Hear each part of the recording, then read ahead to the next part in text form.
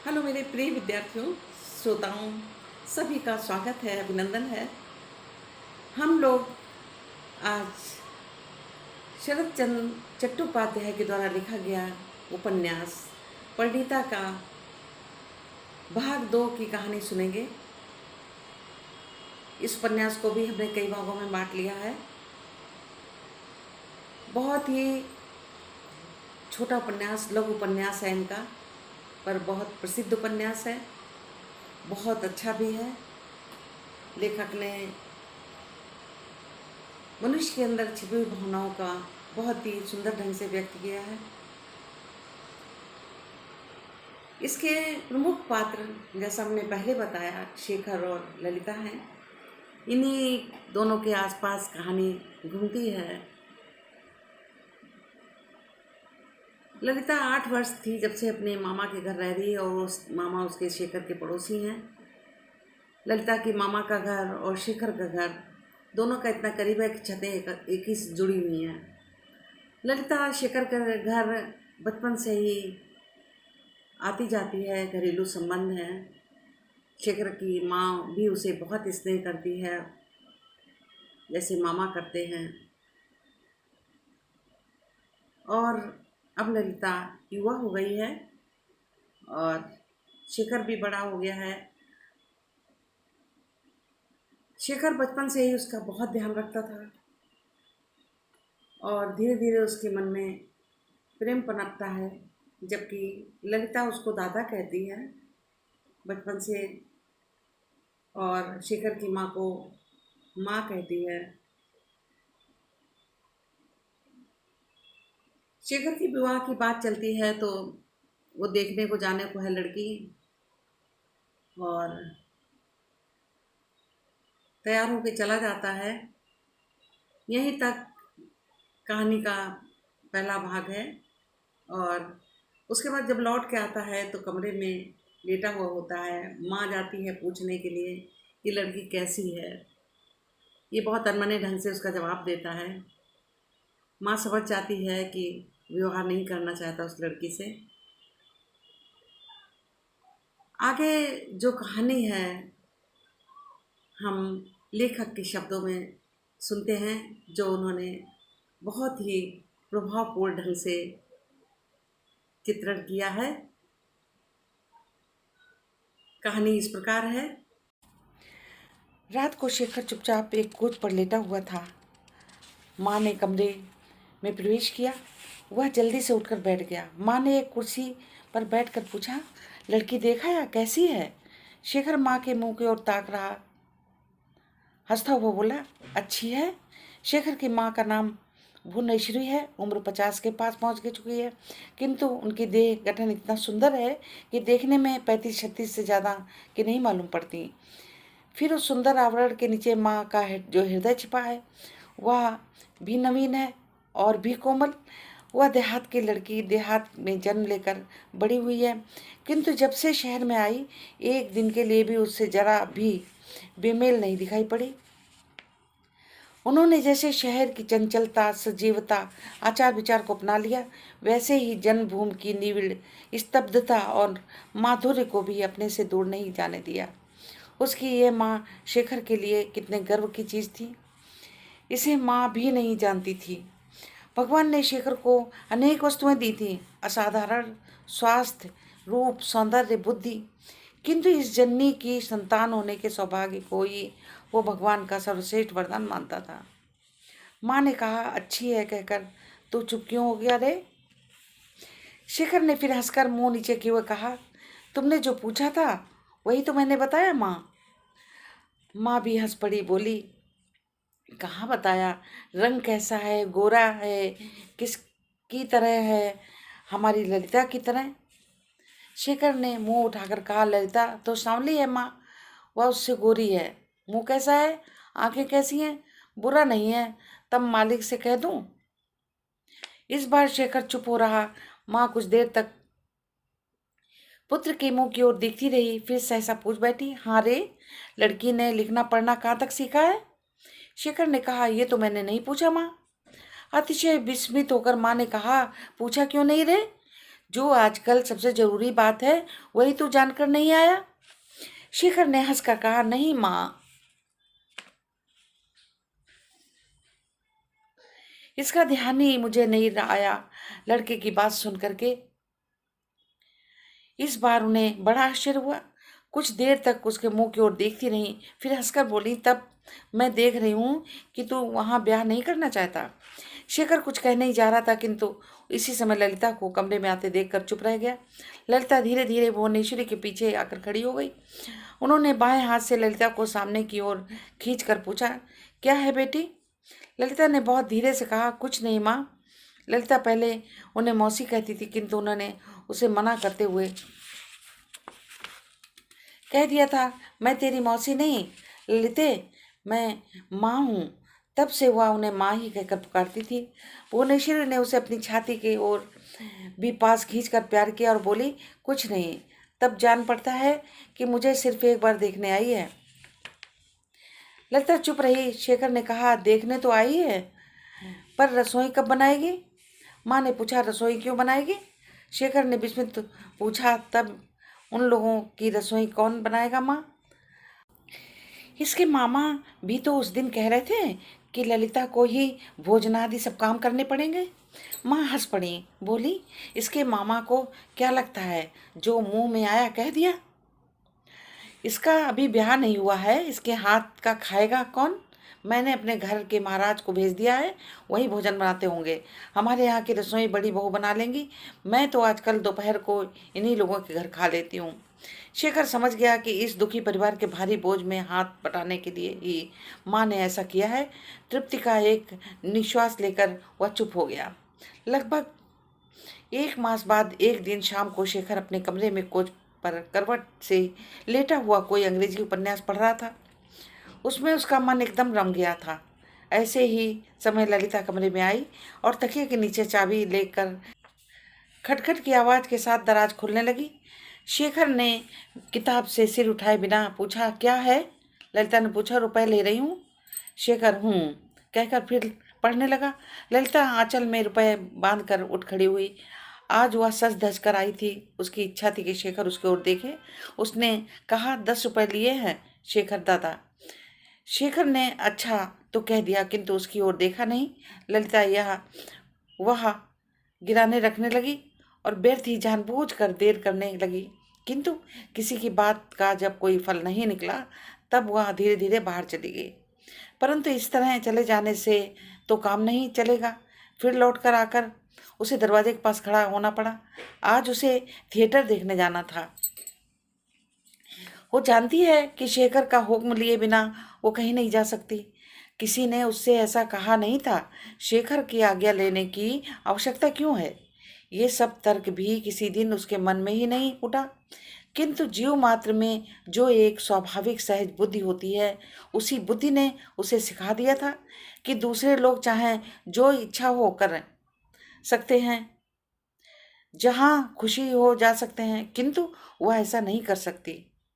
वह स्वाधीन नहीं है। मामा मामी की अनुमति उसके लिए काफी नहीं।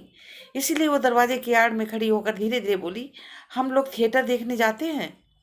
लगता है कि मृदु आवाज शेखर के कान में गई। उसने जवाब नहीं दिया।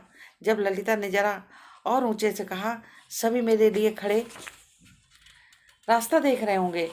इस बार शेखर को सुनाई पड़ा। उसने किताब एक ओर रखकर पूछा, क्या हुआ?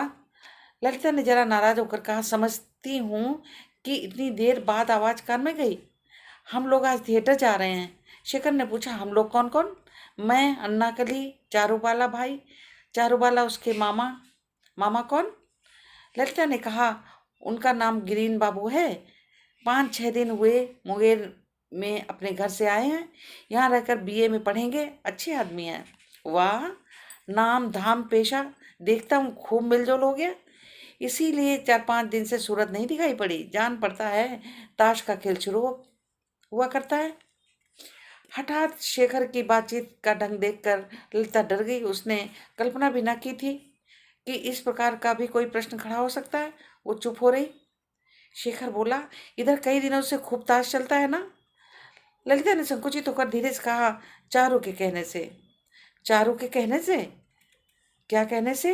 कहकर शेखर ने एक बार सिर उठाकर देखा और कहा, देखता हूँ एकदम कपड़े लत्ते से तैयार होकर आई हो। अच्छा जाओ। ललिता गई नहीं, उसी जगह चुपचाप खड़ी रही।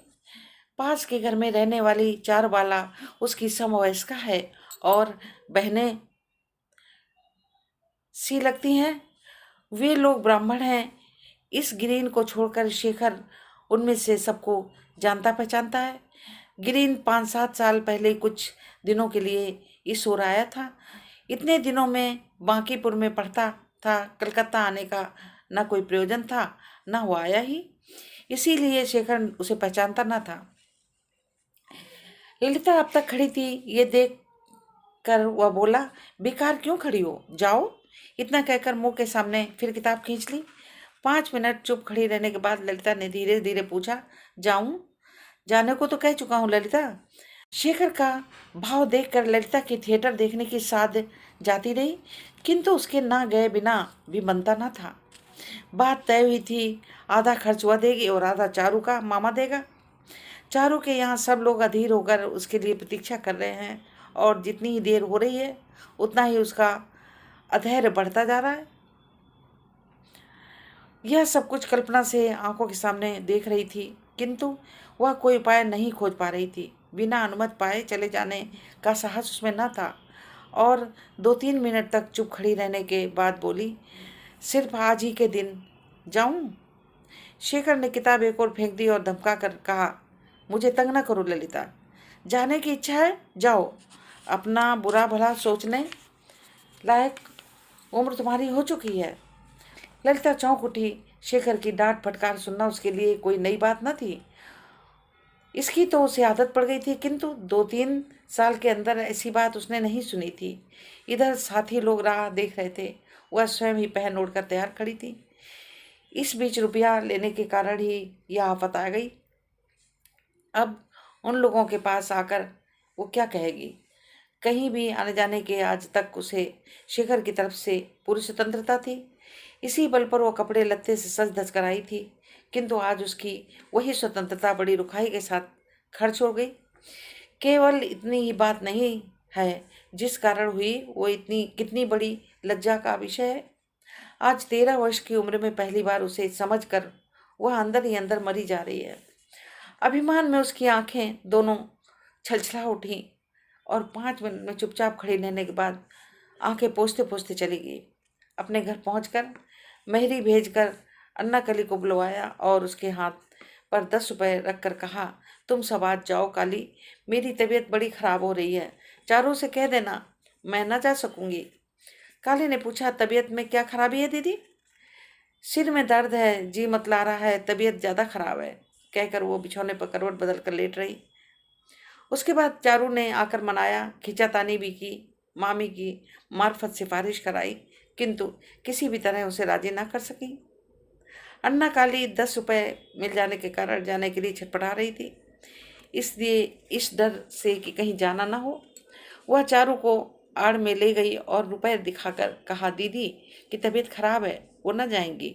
तो क्या हुआ, मुझे रुपए दे दिए हैं, यह देखो, चलो हम सब चले। चारू समझ गई कि अन्ना कली की उम्र में छोटी जरूर है, किंतु बुद्धि में किसी से कम नहीं है। वह सहमत हो अन्ना कली को साथ लेकर चली गई। चारुबाला की माँ मनोरमा के लिए ताश खेलने से बढ़कर प्रिय चीज संसार में और कुछ न थी, किंतु मुश्किल यह थी कि खेलने का शौक जितना था उतनी दक्षता नहीं थी। ललिता को पा जाने से उसकी इस कमी की पूर्ति हो जाती थी। वो बहुत अच्छा खेलती थी। मनोरमा का ममेरा भाई गिरीश जब से आया है तब से इन कई दिनों में सारी दोपहरिया उनका घर ताश का एक बड़ा अड्डा बन गया है। गिरीन पुरुष है, अच्छा खेलता है, इसलिए उसके मुकाबले खेलने के लिए मनोरमा को ललिता की आवश्यकता पड़ती ही थी। थिएटर देखने के दूसरे दिन नियत समय पर ललिता नहीं आई तो मनोरमा ने मेहरी को भेजा। उस समय ललिता एक मोटी कॉपी में एक अंग्रेजी किताब से बंगला में तर्जुमा कर रही थी, गई नहीं। उसकी सहेली चारू भी आकर कुछ नहीं कर पाई। तब मनोरमा ने खुद आकर उसकी कॉपी किताब एक और फेंकते हुए कहा, चल उठ, बड़ी होकर तुझे जजी न करनी पड़ेगी, परंतु ताश खेलना पड़ेगा। चल। ललिता मनी मन अत्यंत विपत्ति का अनुभव कर रुआसी सी हो गई और बताया आज वह किसी तरह न जा सकेगी, कल आएगी। मनोरमा किसी तरह उसकी बात मानने को तैयार नहीं हुई, यहाँ तक कि अंत में मामी को बताकर जबरदस्ती पकड़ ले गई। आज भी उसे गिरींद के विपक्ष में बैठ कर ताश खेलना पड़ा, किंतु खेल जमा नहीं। उधर वो जरा भी मन न लगा सकी, सारे समय उचाट सी रही और दिन डूबने के पहले ही उठ खड़ी हुई। जाने के समय गिरीन ने कहा, आपने कल रात को रुपए जो भेज दिए किंतु गई नहीं, चलिए कल फिर चलें। ललिता ने सिर झुकाकर मीठे स्वर में कहा, नहीं, मेरी तबीयत बहुत खराब हो गई थी। गिरीन ने हंसकर कहा, अब तो तबीयत ठीक है ना, चलिए कल आपको चलना पड़ेगा। नहीं नहीं, कल मुझे समय नहीं मिलेगा, कहकर ललिता तेजी से चली गई। आज केवल इतनी ही बात न थी कि शेखर की भय से खेल में उसका मन न लगा हो, उसे खुद भी बड़ी शर्म आ रही थी। शेखर के घर की तरह ही इस घर में भी वह बचपन से ही आती जाती रही है और घर के ही आदमी की भांति सबके सामने बाहर निकलती रही है। वह चारों के मामा के सामने भी निकलती थी, बात करती थी। शुरू से ही इसमें कोई हिचकिचाहट नहीं होती थी, किंतु आज गिरीन के सामने बैठकर सारे खेल के समय उसके मन में न जाने कैसे कुछ ऐसा भाव आता रहा कि इन थोड़े दिनों के परिचय से ही गिरीन उसे विशेष प्रीति की दृष्टि से देखने लगा है। उसके पूर्व उसने कभी कल्पना भी ना की थी कि पुरुष की प्रीत भरी आंखें इतनी बड़ी लज्जा की चीज हैं। अपने घर में एक बार दर्शन देकर ही वह जल्दी जल्दी शेखर के घर चली गई। शेखर के कमरे में जाकर तुरंत काम में लग गई। बचपन से ही इस घर में छोटे मोटे काम किया करती आई है। पुस्तकों को कायदे से रखना, टेबल सजा देना, दवात कलम धो पोंछ कर रख देना, ये सब काम यदि वह न करती तो दूसरा कोई करता न था। 6-7 दिनों की अवहेलना में ही बहुतेरे काम एकत्र हो गए थे। शेखर के आने के पहले ही वह सब काम समाप्त करके इरादे से वह कमर बांध कर काम में जुट गई। ललिता भुवनेश्वरी की माँ कहती थी अवसर मिलने पर उन्हीं के आसपास रहती थी और चूंकि स्वयं किसी को पराया नहीं समझती थी, इसलिए इस घर में भी कोई उसे पराया नहीं समझता था। 8 साल की उम्र में माँ बाप को खोकर वह मामा के घर आई थी। तब से वह छोटी बहन की भांति शेखर के ही आसपास रहकर उसी के पास लिखना पढ़ना सीखकर इतनी बड़ी हुई है। ये बात सभी जानते हैं कि शेखर की विशेष स्नेही पात्री है, किंतु वह स्नेह बढ़ते बढ़ते इस समय कहाँ पहुँच गया है, उसे कोई नहीं जानता। ललिता भी नहीं जानती। सब लोग ललिता को बचपन से ही शेखर के निकट एक समान प्यार दुलार पाते देखते आ रहे हैं और आज तक उसमें किसी कोई अनुचित बात नहीं देखी पड़ी। कोई ऐसा व्यवहार नहीं था कि किसी की दृष्टि उस पर आकर्षित होती। इसीलिए किसी के मन में यह संभावना कभी नहीं उदय हुई कि यह लड़की किसी दिन इस घर की बहू बनकर आदर पा सकती है।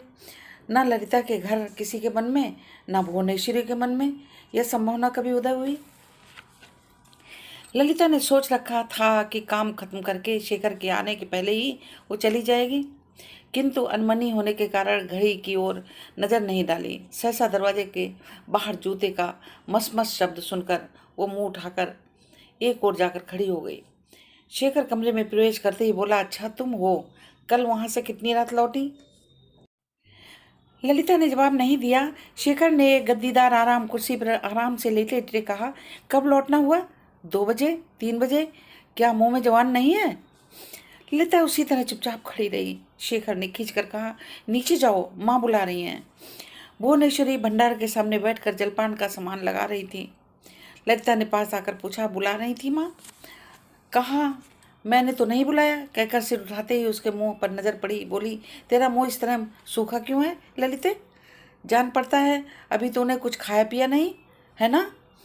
ललिता ने गर्दन हिला दी। भुवनेश्वरी बोली, अच्छा जा अपने दादा को जलपान की सामग्री देकर मेरे पास आ। ललिता ने जलपान की सामग्री हाथ में लिए हुए ऊपर आकर देखा कि शेखर उस समय भी उसी प्रकार आंखें बंद क्यों पड़ा है।